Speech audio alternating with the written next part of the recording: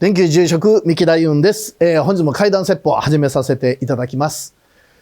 皆さんの中にですね、目には見えないんですけれども、なんとなくここ嫌だなとか、あるいは出張とか行かれてですね、ホテルにガチャッと入った時に、なんとなくこの部屋嫌だなとか、なんとなくっていうことが結構あったりすると思うんですけれども、あれ、説明できないですよね。なんとなく気持ちが悪いというだけで、一体そこに何があるのかと言われると、いや、なんとなくなんですと。で、後で話を、よくよく調べてみると何か、そういった原因があったりするものですけれども、今回はですね、少しそういった目には見えないんですけれども、なんとなく気持ちが悪いなというふうに、思われたある男性の方からお聞きしたお話なんですけれども、この男性がですね、ちょうど中学生の頃に、家庭の事情で引っ越しをされたんですね。で、この引っ越しをされた家っていうのが、平屋のお家でして、で、部屋がいくつかあるそうなんですけれども、台所とご両親のお部屋と、で、子供部屋。で、この子供部屋なんですけれども、家族4人で、暮らしてられるんですけれども、ご自身が中学生で、お姉さんがおられたんですね。年の離れた。で、そのお姉さんと一緒に、子供部屋を、一つ、ここを使いなさいというふうにもらったそうなんですけど、この男性なんとなくね、この部屋に入るのが嫌だったそうなんです。なんか気持ちが悪いな。でもなんでこれ気持ちが悪いかって言われると、自分でも本当になんとなくとしか言えないんですね。で、この部屋もらえないと、自分の部屋がないわけですからどうしようかなと思いながらも、この部屋で寝るのは自分は嫌で、中学生の頃ずっと台所にあるソファーで寝てたそうなんですね。だから実質ですね、もうこれお姉さんの部屋になってたんです。で、このお姉さんはその部屋気に入ってずっと使ってられたそうなんですけれども、このお姉さん、ある時ですね、原因不明の病気にかかられるんです。なんとなくこう歩いてるとふわふわ体がしてくる。やがて歩いてるとバタッと倒れて、たまたま見つけた方が救急車を呼んでいただいて病院入院されたんですね。で、入院していろいろ血液検査をした結果、もういろんな数値が悪い。今までよくこれ普通に生活されてましたねって驚かれるぐらい、もういろんな数値が異常を示したそうなんです。ところがですね、このお姉さんは、いや、もう実は、結婚を間近に控えておられまして、結婚するので、もういつまでもここ入院していられないのでっていうことで、無理やり退院されたそうなんですね。で、無理やり退院して、嫁ぐための用意をですね、自分の部屋に入っていろいろされてたそうなんですけれども、そのお姉さんを見て、この男性、なんとなく、あの部屋にいたからじゃないかな、となんとなく思ったそうです。ところがこれもあくまでなんとなくなので、家族に説明もできなかったそうなんですね。やがてお姉さんは、嫁がれます。嫁いだ先でお姉さんの容体は一変して、どんどん元気になっていかれたそうなんですね。で、よかったよかったなんて話をしてたそうなんですけれども、じゃあその姉が使っていた部屋、この男性も使われませんから、お父さんが自分の書斎として使いたいということで、お父さんが使うようになられるんですね。で、使うようになって、この男性、なんとなくお父さんに悪いことが起こったら心配だなと思ってたそうなんですけれども、この部屋を使い始めてしばらくすると、お父さん交通事故に遭われまして入院されるんです。足を骨折されまして、もう長期の入院になってしまった。で、入院されて、それからまた部屋が空いたわけですね。で、お母さんがお父さんの病院に通いながら、じゃあ私ちょっといつも寝室で寝てるけれども、お父さんの部屋せっかく空いてるから、そこで趣味のいろんなちょっとお花を造花というんですかね、作る趣味をお持ちだったんですけれども、その部屋にお父さんが入院中使わせてもらおうということで、お母さんが主にその部屋をまた使い始めたんですね。それを見てその男性、やっぱりお母さんやめた方がいいよ。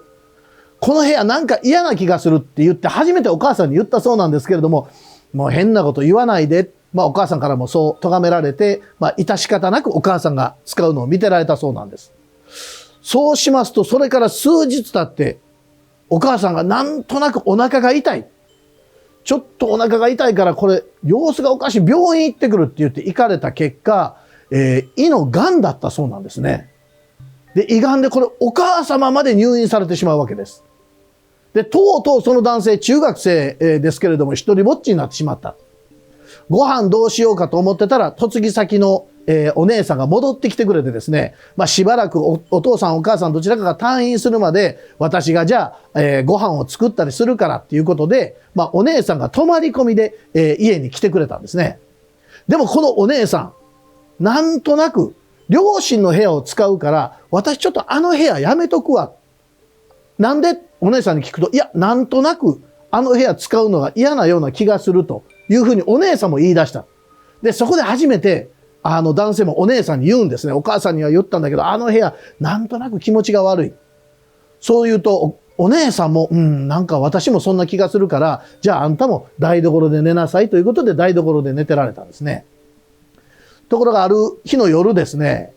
ちょっとトイレへ行こうということで夜中起きて、で、ずっとトイレへ行くまでの途中でですね、その、不気味な部屋の前を通るんですけれども、通ろうとした時に、ちょっと扉が開いてたそうなんです。あれ、ちょっと扉が開いてるな。夜のこの部屋はどんな様子かなと思って覗こうとしたその瞬間ですね、この部屋の中から、キー、キー、なんか生き物の鳴くような声がするっていうんですね。キーキーキーキー。お猿さん？いや、そんなものがこの家に入るはずないし、これ何の声だろうなと思って、その男性、部屋の扉の隙間から中を見たそうなんです。そうすると、高さだいたい30センチぐらいの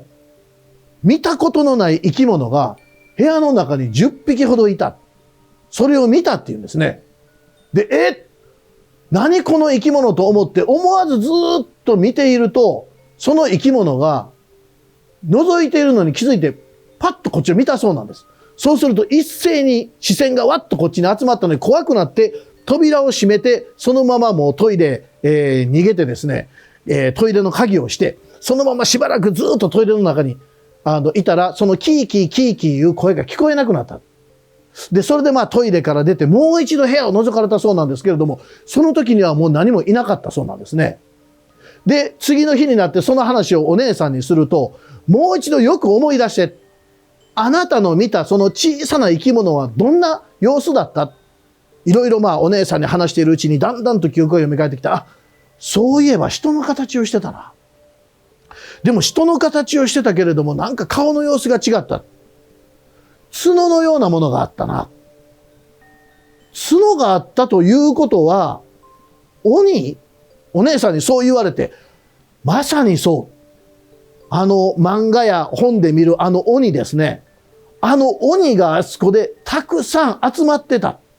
間違いない、あれは鬼だというふうに、その男性思ったそうなんです。で、そこでですね、お父さんとお母さんにこういうことがあったと兄弟で報告した後、なんか部屋が様子がおかしいように思うんです。そんな話をするとお父さんがこの家を紹介してくれた不動産屋さんに電話をされたんですね。で、うちの子供2人が部屋がなんか怖いって言うんだけど、なんかちょっと思い当たる節でもあったら教えてほしい。そんな話をしますと、実は家ですね、まだ築10年ぐらいなんです。この10年の間に、賃貸で貸してられたそうなんですけれども、8組の家族が入れ替わってるっていうんです。10年の間に8組の家族が入れ替わってる。これは何かあるんではないかなというふうにして、不動産屋さんもさすがに今回の指摘を受けて、一度、見てもらいましょうということで、お坊さんを呼ばれてですね、そのお坊さんが行かれていろいろ調べられたそうなんです。そうしますと、鬼門のところにちょうど家のお仏が全部流れていく下水がそこにあったんですね。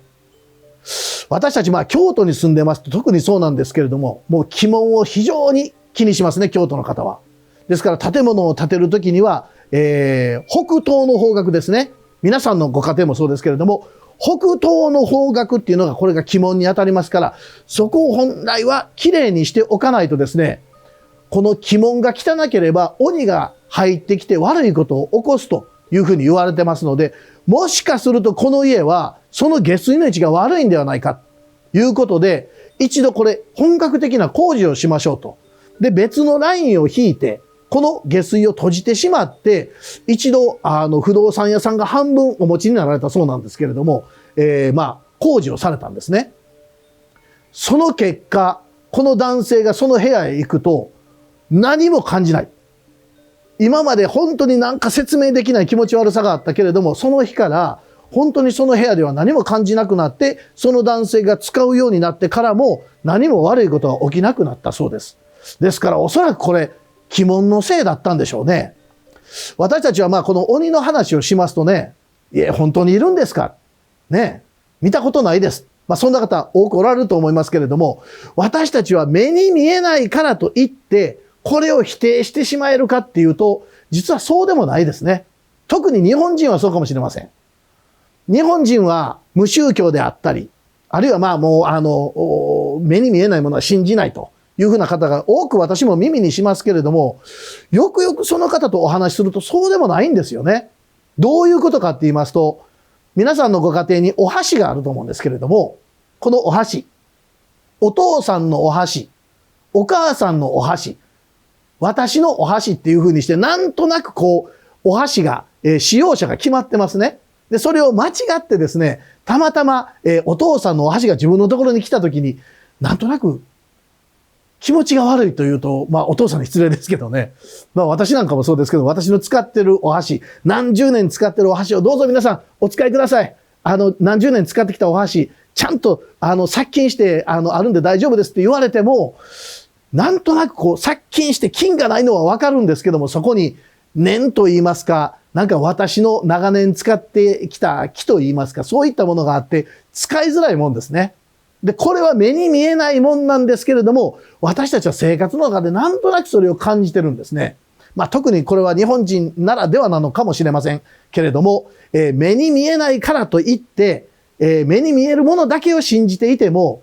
結果、良くはならないですね。目に見えないものを見るようにしていくことも、これから先、私たち人類が幸福になるためには必要ではないかなというふうに思います。ということで本日の怪談説法をこれで終わらせていただきます。どうも本日もありがとうございました。